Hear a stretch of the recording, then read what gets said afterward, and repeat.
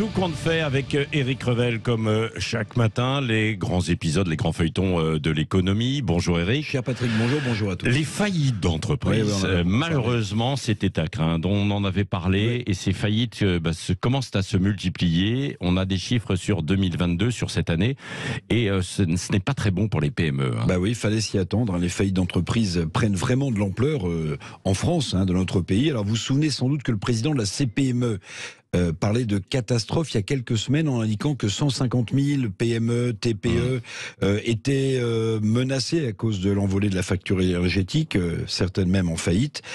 Depuis, on le sait, Bercy a mis en place un bouclier tarifaire énergie pour les entreprises, mais visiblement, ça ne suffit pas.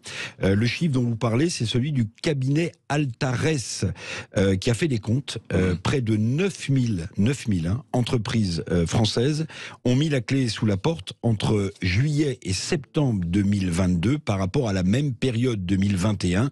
Vous le voyez, la vague de faillites de PME est devant nous. Oui, et quels sont les facteurs qui expliquent cette cascade de faillite alors vous en avez parlé tout à l'heure, le coût de l'énergie, bien sûr, qui pousse certaines PME à arrêter de produire parce qu'elles ne peuvent pas répercuter la hausse de la facture énergétique dans leur coût de production et notamment dans les produits qu'elles vendent. Mais autre facteur explicatif plus surprenant de ces milliers de faillites, je veux parler du télétravail. Le télétravail est responsable de faillites de commerce de proximité notamment. Ainsi, les boutiques du premier centre européen de bureaux à la Défense, près de Paris, qui a vu une baisse de 85% de ses salariés dans les bureaux.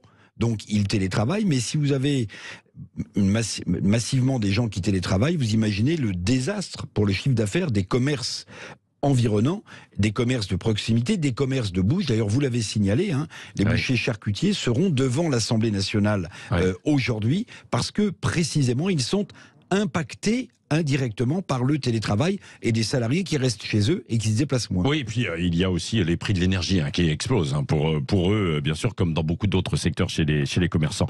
Vous vouliez faire un focus, Éric, sur le tribunal de Lyon, parce que c'est un observatoire précis des difficultés des PME.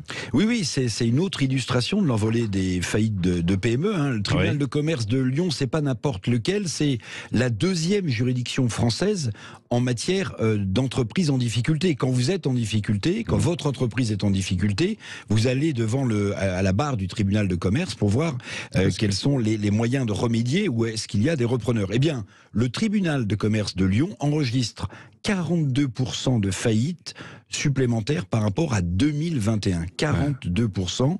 Le coût de l'énergie, bien sûr, encore, mais aussi le remboursement des fameux PGE, les prêts garantis d'État qui avaient été mis en place pour pallier à l'effondrement du chiffre d'affaires. Mais ces PGE, il faut les rembourser aujourd'hui.